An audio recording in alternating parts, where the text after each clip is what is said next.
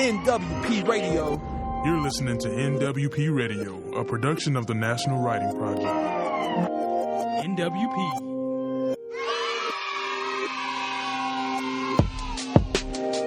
Happy February, listeners, and welcome to another episode of the National Writing Project's The Right Time. I'm Brian Ripley Crandall, an absolute Aquarius, and I'm thrilled to be in the studio tonight as we once again bring teachers and writers together in discussion of children's and young adult literature.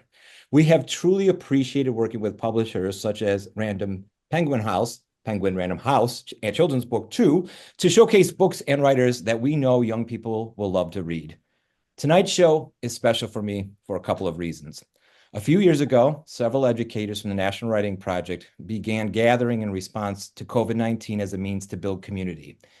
Our collaboration resulted in a lot of writing, and it built a 2-issue publication of Writing and Pedagogy featuring the National Writing Project Teacher Network and how we pulled together in response for kids. We know that all of us are still working through the impact of that our time in our lives, and for many of us, love, human togetherness, joy, and a commitment to our community is what got us through. We also know the weight on kids, classroom teachers, and writers continues to be heavy, if not heavier, each and every day. This is why tonight's episode is extra special. Our guests are remarkable, and we are fortunate to have them in conversation tonight. Normally, I would kick this opening over to Tanya Baker, Executive Director of the National Writing Project, but as the year has had it, she's stuck in an airport due to storms. I am sad she won't be with us tonight, especially as she was just as excited as I am about our guests. Tonight, I'm thrilled to celebrate the writing of Mahogany L. Browne and her new young adult novel, A Bird in the Air Means We Can Still Breathe. With us tonight also is author, poet, and scholar Dr. Yolanda Sealey-Ruiz. Many of us know her as an educator who inspires all of us to peel back our layers, to stand ready to interrupt, to think critically, and most importantly, to remember the power that love has in all of our lives. I am beyond elated to bring Mahogany and Yolanda together with us this evening. I also wish to shout out Phoebe and Natalie Capagrossi at Penguin Random House for their tremendous support for tonight's show. I get to introduce Mahogany, and then I'll hand it over to Natalie to introduce Yolanda. Here we go. Let me go on the screen. Mahogany L. Browne is a Kennedy Center Next 50 Fellow, writer, playwright, organizer, and educator. Browne received fellowships from All Arts, Arts for Justice, AIR Serenbe, Baldwin for the Arts, Cave Canem, Poets House, Mellon Research, Rauschenberg, and Wesleyan University. Browne's books include A Bird in the Air Means We Can Still Breathe, Vinyl Moon, I have that one by my side too, Chlorine Sky, back, Black Girl Magic, and banned book, Woke, A Young Poet's Call to Justice, and Woke Baby. Browne's Chrome Valley tour was highlighted in the Publisher Weekly and the New York Times, founder of the Diverse Lit Initiative. Woke Baby Book Fair, Browne is the 2024 Paterson Poetry Prize winner. Woo! She is the inaugural poet in residence at the Lincoln Center, and she lives in Brooklyn, New York. I'll hand it over to Natalie. Wonderful. And Dr. Yolanda Sealey-Ruiz is a professor of English education at Teachers College, Columbia University. Her poetry collections, Love from the Vortex and Other Poems, 2020, and the Peace Chronicles, 2021, explore themes of love, healing, and growth toward liberation.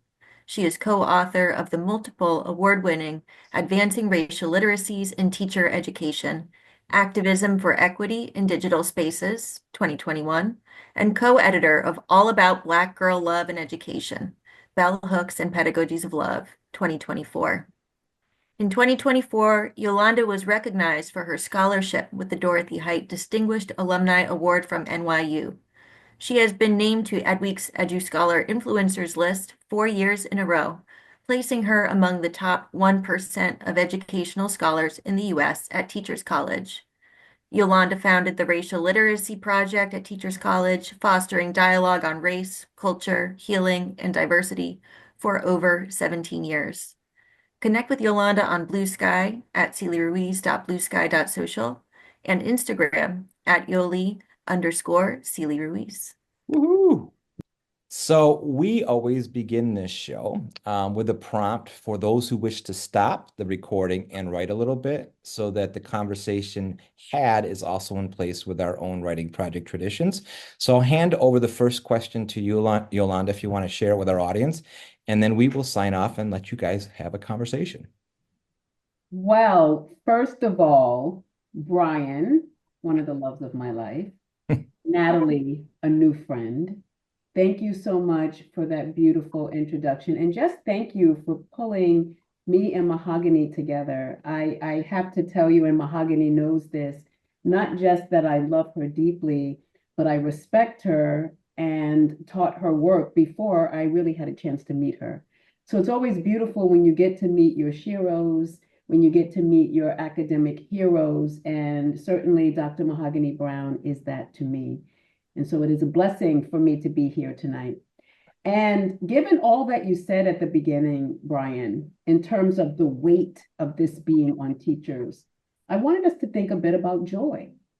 And it's perfect because as we get into the conversation, or Mahogany and I get into the conversation about her book, while clearly the book talks about reality, but there's also joy.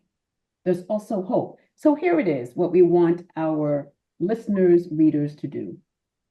We really want you to think about what is bringing you joy right now, and how does it anchor you?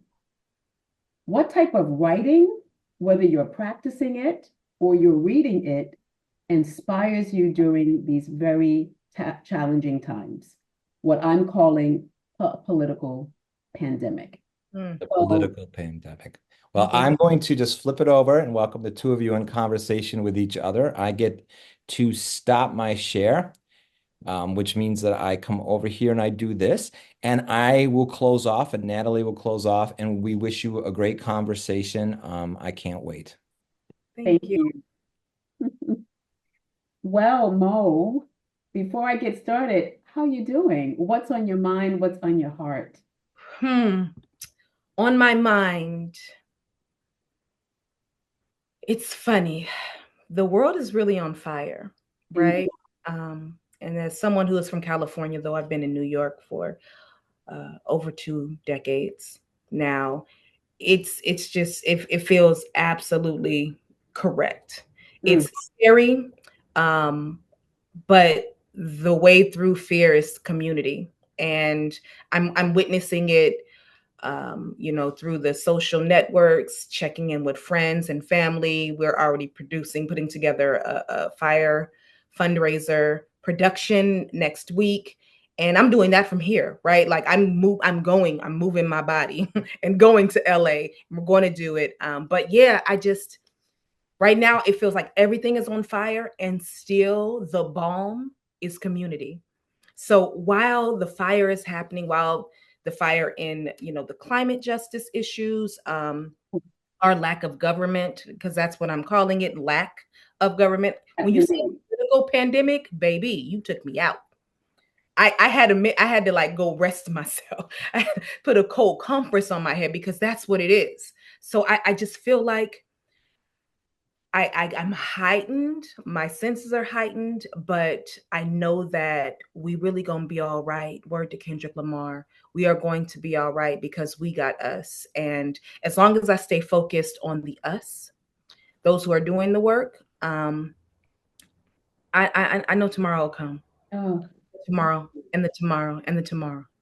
Mo, thank you for that. Thank you for all of that. And I was just thinking about something that Malcolm X once wrote when you talk about community and you talk about healing, that he said, even when you take the I out of illness and you replace it with a W, that's wellness. Mm-hmm. There's no I in healing. There's isolation, harm, the soul to the self. But when we talk about the we and the community, that's where healing and wellness can begin. Yeah. So, thank you for everything you said, and thank you for what you're doing. You are indeed, and this leads to my first question, what you just said about how you're already working on a production, a way to try to raise money for those who have suffered through the fire. And the fires are still burning, by the way, Just because it's not on television, it doesn't mean it's not still happening. That's right. And Mo, you strike me as, and those of us who've been following you, as this prolific writer who has her pulse on what's happening, right? So I want you to think about this as I ask you, in being a prolific writer and publishing powerful books in a relatively short period of time, please share your insights with us on your writing process, and particularly the writing process and the timing of A Bird in the Air. Comes out 5 years after the traumatic event of COVID-19. It does. So first, I'll think about the writing process itself. If I am lucky, you know, I can steal away 3 hours of my day to write. And that's without residencies, that's without workshop space. If it's just me, I can like find an hour here, an hour there, an hour here. Right now it's winter, so my hours are closer together. And some days it's like, okay, I only can write on Friday, and that's my studio day, and I'm not picking up the phone. But I make sure that I'm clocking in for at least just, you know, the strengthening, right? The CrossFit, the CrossFit of our writer abilities. That writer muscle requires it. Otherwise, every time we write, which still happens for me, to be clear, but every time you write sporadically, if you don't like it, you think it sucks, and then it's harder for you to come back. Thank you. Falling off the bike, I don't want to ride a bike, I don't want to ride a horse, like I'm done. But if I'm just writing, and then in the edits, you know, we will clear the rubble and we will find the gems, is just all I'm trying to do. So that's my writing process now. I believe heavily in communal spaces for writing. So I do a workshop. I've signed up for workshops led by John Sands. Canem is a large part of, you know, my life. I am a graduate fellow, so I'm no longer allowed to sit at the hem of the Terrence Hayes and the Nikki Grimes and, Nikki Finney. But I still require myself to fall in, find a workshop space somehow, make a working group. Myself, Hala Alian, John Sands, Adam Faulkner, at one point, we just had, you know, just friends had an email surf, like just send what you're writing. Don't lose that fire, because writing can be lonely. Writing can be very lonely. And I'm the kind of writer, I've learned, I'm a communal artist. So when I am stuck by myself just writing, I feel out of sorts. I don't feel like my fingers on the pulse. As you said, I don't feel it. I feel like, is it me? Am I gaslighting myself? Is that real? Did that happen? And because the news is a flighty thing, it's helpful to have a circle of trusted eyes and ears. So I believe in that space. How about you? Do you do workshops? Because No, Mo, listen. I try to audit Miss Yoli, Dr. Yoli's class. All right. That's the other way around, Mo. Listen, that's another conversation that I need to sit at your feet or feed you dinner. But when you said flight and when you said community, my question is, flight, I think about bird, I think about the book. Did you write A Bird in the Air in community? Can you talk about that process of writing that book in terms of, you know, how it aligns with what feeds you when you're writing something new? So this book specifically was a danger. It was a red flag. I caught COVID-19 before we even had a vaccine. I caught it in the first month. So we were all afraid, right? We all were just like, this means it's over. My life is over. We had no idea what to do. And in New York City, Brooklyn specifically, I lived across the street from the Brooklyn Museum of Art. So at one point, there were even the refrigerated morgues on your block, because so many people were dying at such a fast rate. Once I came out of the fog, 11 days later, I wrote the first 3 chapters of A Bird in the Air, Means We Can Still Breathe. I dreamt it. It was a fever dream. And I just got up and I started writing. And it starts off like an apocalypse because that's what I was feeling in my blood, in my bones, and of course on the news. Nothing seemed real anymore. It all seemed like, I don't know, Hunger Games. It was wild. It was really scary. And then as time, went on and the vaccine happened, I kept writing to it, but I kept changing things because I then realized, okay, now that I'm out of that fever, the fantasy wasn't, I couldn't lend myself to it anymore because there was so much realism happening around me, that surrealism. It just felt like it was its own fantasy coming to fruition. And so I wanted to be honest about that. I wanted to have a real account of that. I was doing a lot of, once I was well, and within the last, year and a half, I was doing a lot of virtual events like most of us had to. And talking to those young people and looking at their faces and listening to their own stories. And we weren't even talking about the book that I was working on. I was reading Woke and Vinyl Moon and things like that. But like knowing the effects made me turn the page on this manuscript differently. I did not want us to forget what was lost in that time. And so it became, this became like really a part of my blood work. I have to tell what happened because history is already a fickle thing, but fiction gives us, historical fiction gives us those like those clear timestamps where you can start digging in deeper and not just look at the known headlines, but really like find the people. What were you doing? The history of the people is far more interesting to me than just a report these days, because you learn a lot about economy, politics, you learn about familial traditions, and you learn about loneliness and the way loneliness can starve a people. Oh my gosh, Mo, multiple times I'm just getting chills. I'm paying attention to my body, and at the same time where my heart is racing, I'm also feeling calm. And I know that I'm feeling calm because, Mo, you are such a trusted storyteller. You are such a trusted, and I know you may not see yourself this way, but our artists, and Baldwin talks about it, Morrison talks about the responsibility of the artist, and you have become that voice of the people, a voice of the times, right?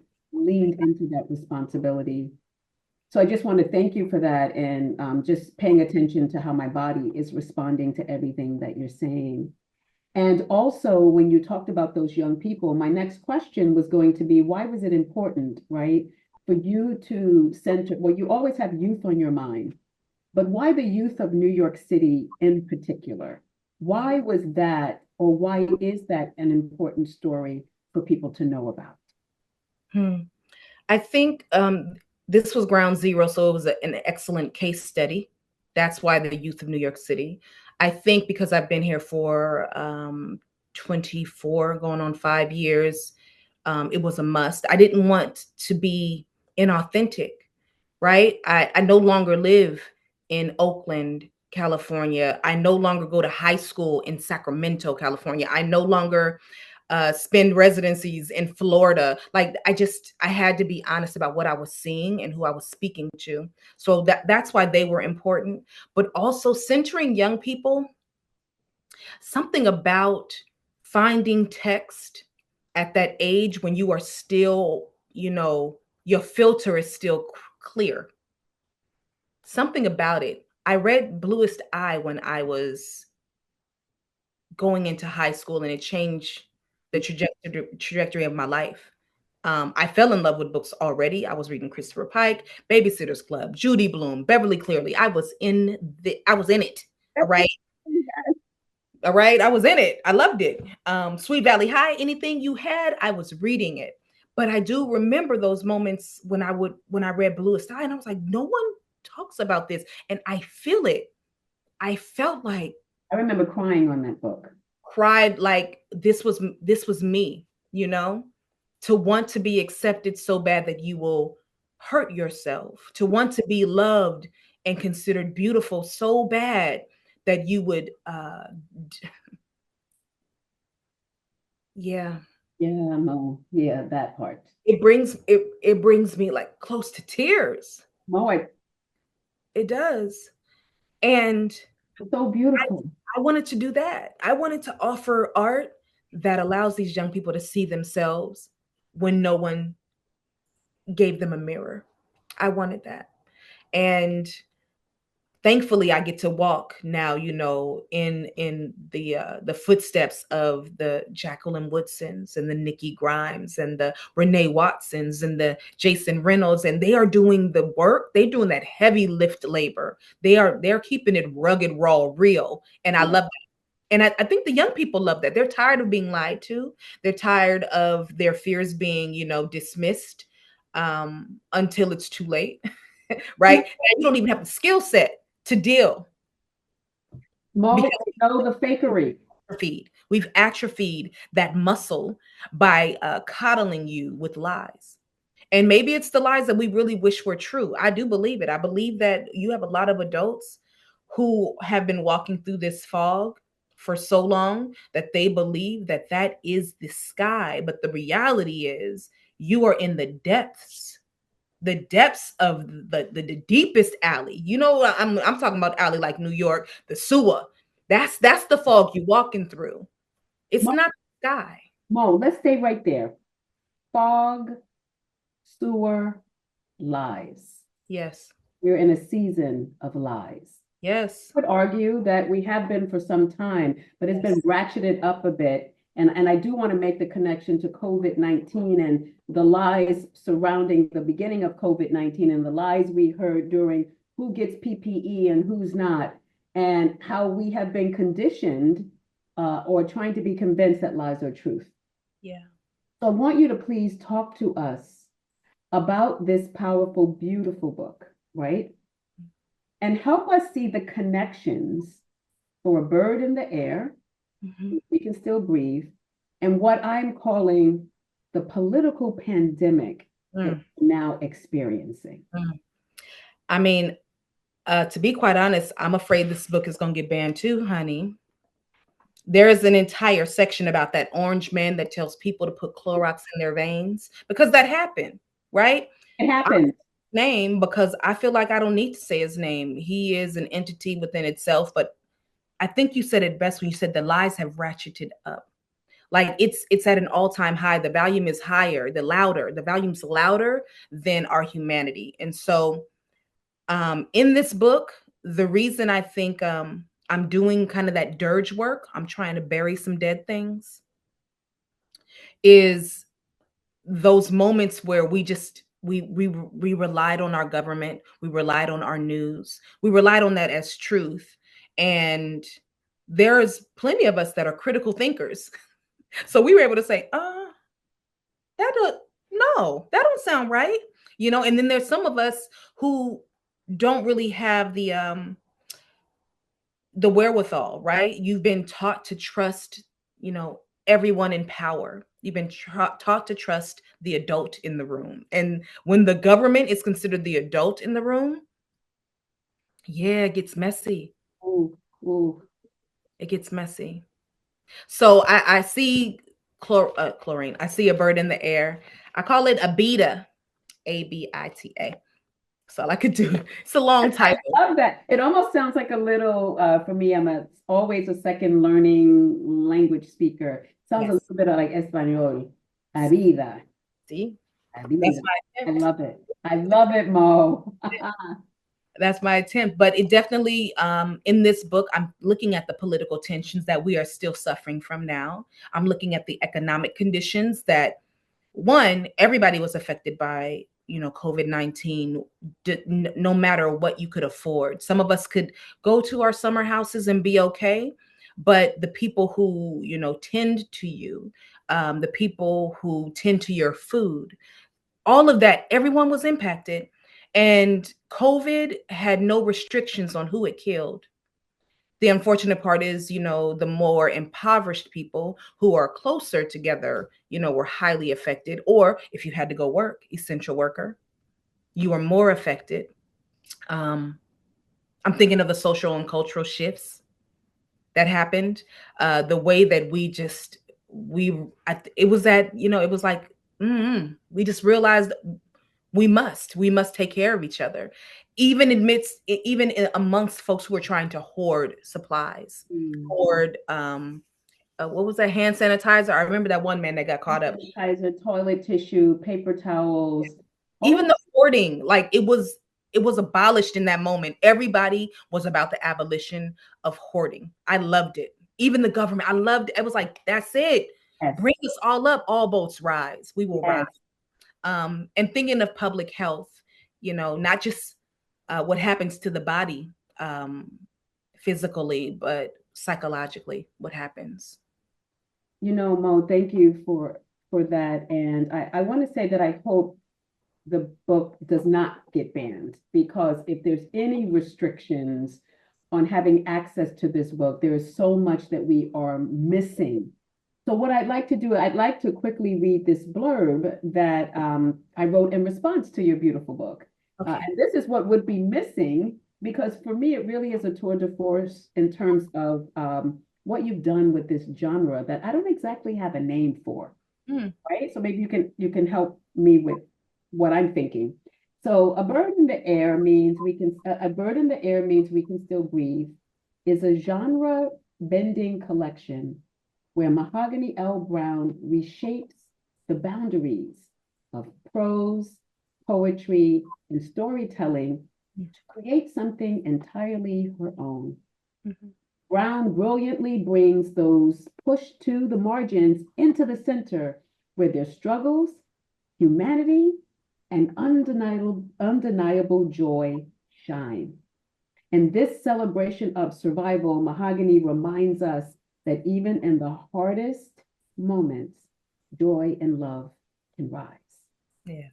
As a courageous and innovative writer, which is how I and so many see you, how do you determine when and how to bend and blend genres? Mm-hmm. Mm-hmm.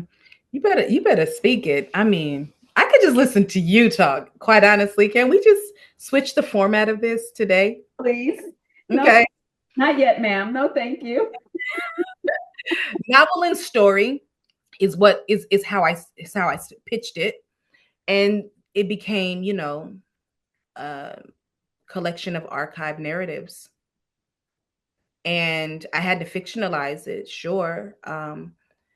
But we're talking about the foster care to prison pipeline, and then we're talking about what happened to those young people that were locked up during the pandemic. Now we're still in a pandemic, but like, what happened? And I have family that is still locked up, including young ones. And the fear that we had, it was just terrifying. So I'm thinking always of archiving the story of the folks that are living it, the folks' voices who are marginalized, silenced, or ignored. I'm always thinking about them, because that's my people. That's who I come from.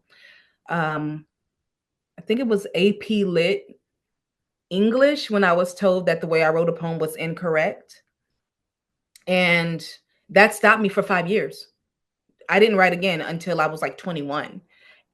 So I'm mindful of keeping their voices, their fingerprints on everything I put out. I want them to pick up that thing and be like, oh wow, that's me. Like, I did tell my cousin that, and I had it before where a cousin was like, I remember I told you that story and you really did. I said, I asked you, you said yes, and I really did. You know what I mean? Like, you are in the history books because you belong. You are here. And I will never forget you, and the world will never forget you. And so I think that was my driving force: how to archive the voices, the living voices, the forgotten voices, how to make a collection of those voices. And sometimes it's not neat. It's not a, prose only. Sometimes it's a rap. Sometimes it's not a rap. It's a haiku.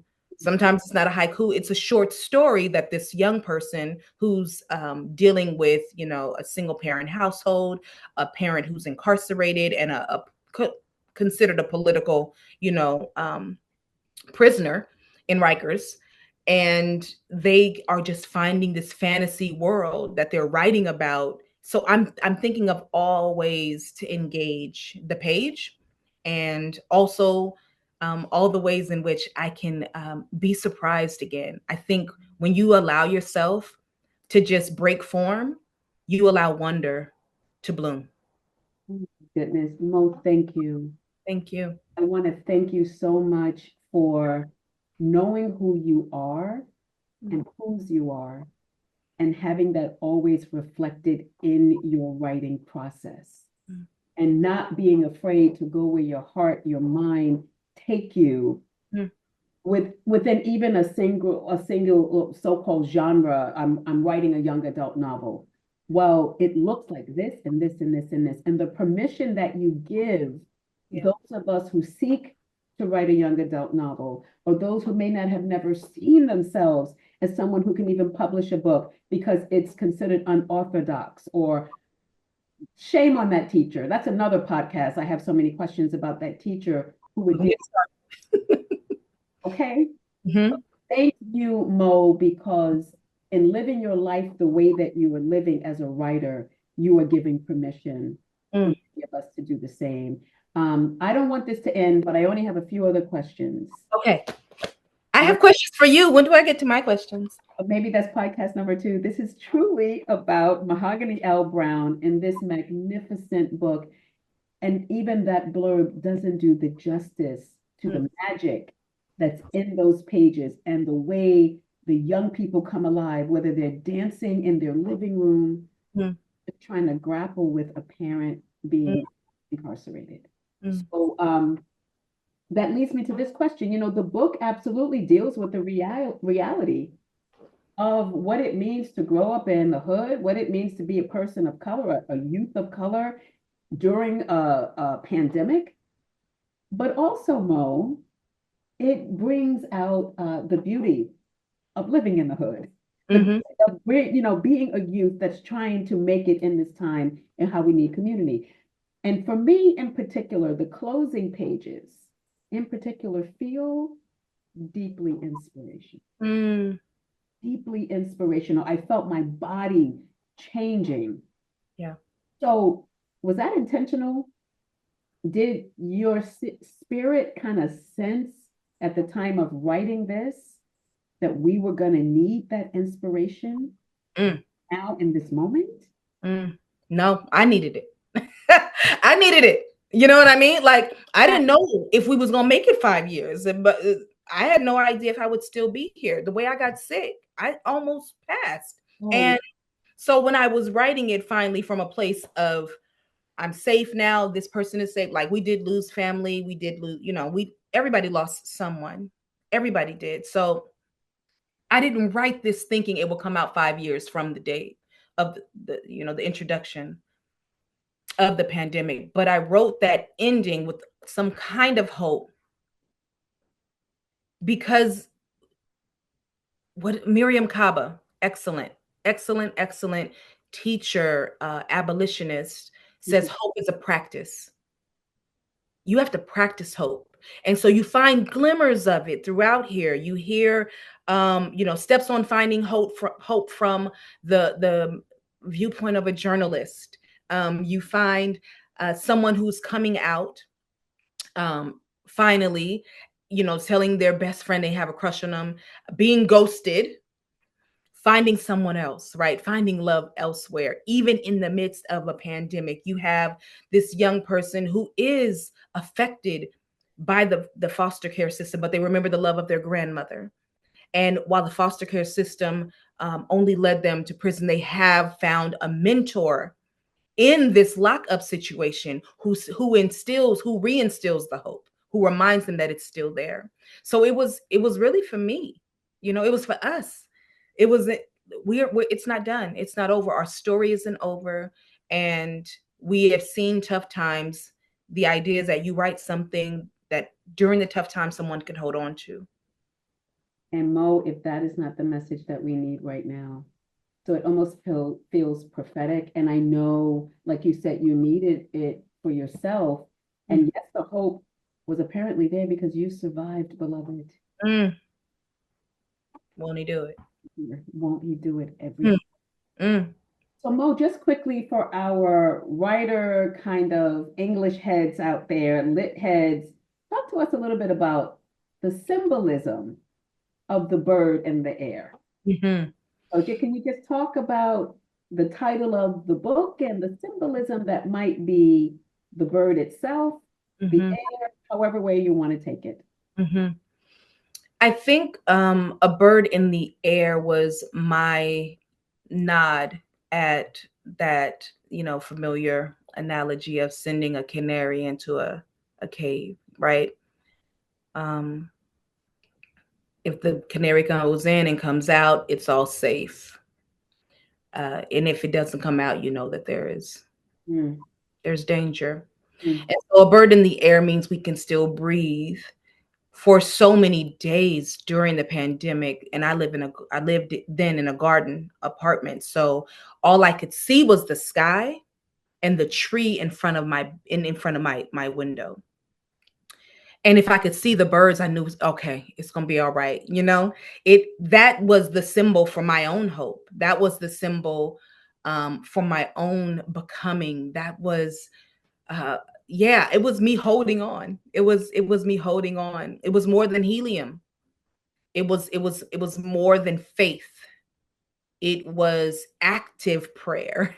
It was active hope. It was a work for me to know that if I can see it, tomorrow gonna be okay. There is a chance. So when I'm thinking of it, I'm looking at what we knew to be true about canary in the cave kind of thing, but like I wanted something that did not dissolve into just despair.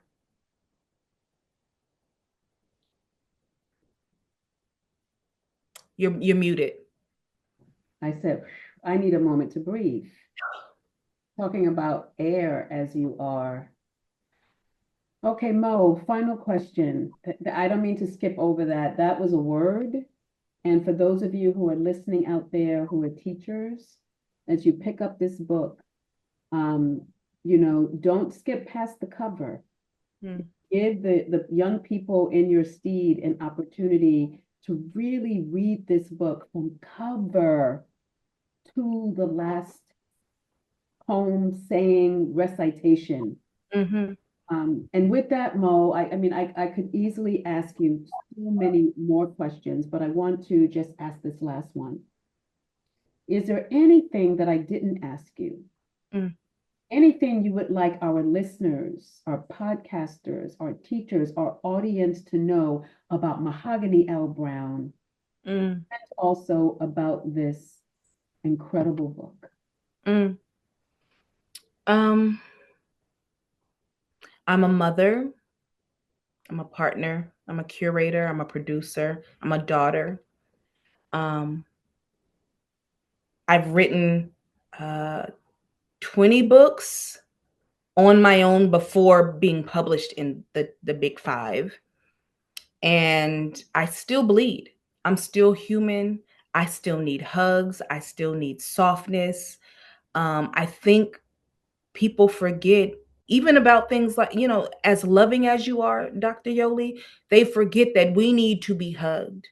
We need someone to initiate a care package or a care text is what I call your pack. Like Dr. Yoli will text me a message that is a voice note. And I keep them all. I keep my voice notes from friends because it really, you don't know. You don't know when you need to hear that person that sees you, that doesn't take you for granted. Um, you don't know that. You don't know how good it's going to affect your nervous system, how it will reset you and bring you back to yourself. You can say all the beautiful things to yourself in the mirror. And it's a rarity that we do that. We don't love on ourselves enough. So that is your homework for the night. Look at yourself in the mirror and remind yourself of something good because you must love you first, right? But yeah, that we need the goodness too. We are not just distributors of good. We need the well to be replenished. So thank you, Dr. Yoli. I love you. I appreciate you. I am learning from you every day. Um, how to be a better human. Yeah, I jumped in as I knew it was the last question, and I saw the breathing. And I have taken pages and pages of notes. So you are a scholar, you are a visionary, you are a dreamer. I usually give a note and then I move to the closing before we do the last prompt. But I want to play on that idea of the bird in the community. In one of my lives, I was a naturalist, and I just really, really pay attention to the birds.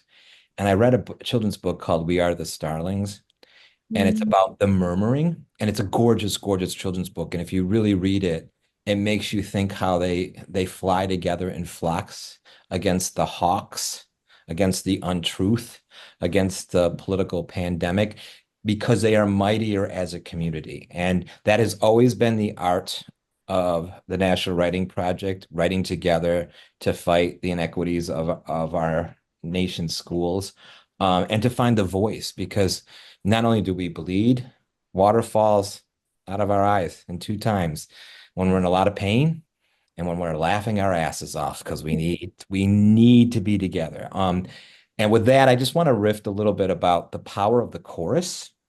I thought for me that was one of the most powerful part of the books, because we begin with Greek tragedies. We begin with the Greeks, and we see the chorus is the community rising up and sharing the real story. Not the one, not the hero of the story, not the warriors, not the kings and queens, but the chorus. They're sort of like the fools, too, in a lot of our plays. And, the community needs to rise up and speak. And with that, I'm sending it back to my friend Yoli for the final prompt, if I can figure out how to go back and get to that question that you had.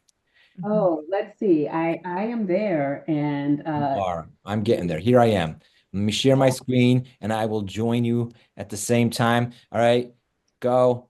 And Mo, love you. And it's interesting that you said about like the voice messages I tend to send you, because Brian Ripley Crandall is one of those people that does that to me out of the blue. And some of the things are hilarious. Like he'll put my head on a body and there's a song that's singing, and I'll just get it out of the blue.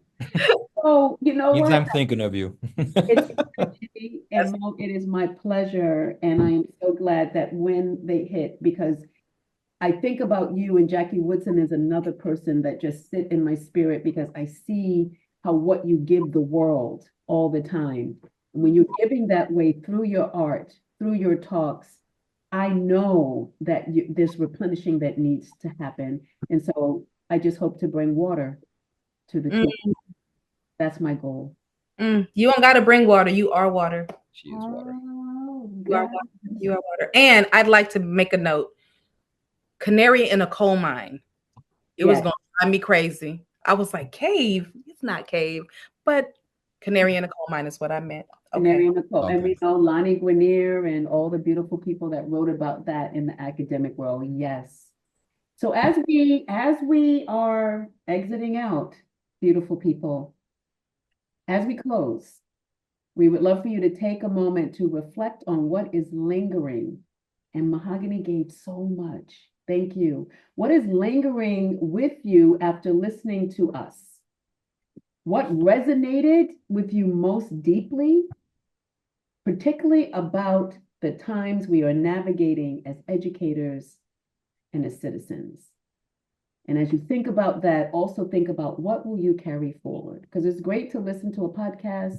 Brian and Tanya, thank you for this. It's great to have these resources, but you must be impacted and inspired to do something different tomorrow. So what will you carry forward to apply to both your practice in the classroom, but also your personal life? Well, I thank you from the bottom of my heart, from the center of my soul, from everything that I'm capable of doing with my hands and body and mind, for being with us today. It's a special evening for me. I think this is kind of the canary just flew out, right? For me, I see the light. I see what needs to happen. And I have to close off. For listeners, if you're new to the Writing Project, this is what we do, but would love to connect. Follow our Facebook page or join our Facebook community, or go to the nwp.org, where you can sign up for our newsletter right now to be informed about upcoming events and opportunities to read our work and the work of the network to improve the teaching of writing. I love the question that Yoli just gave us. What can we do? And I think that should go into the teacher's studio tonight. What can we do? What are we doing?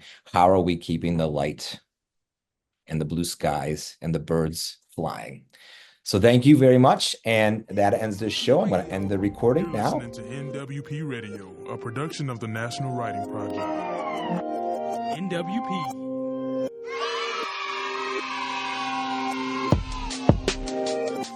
NWP Radio.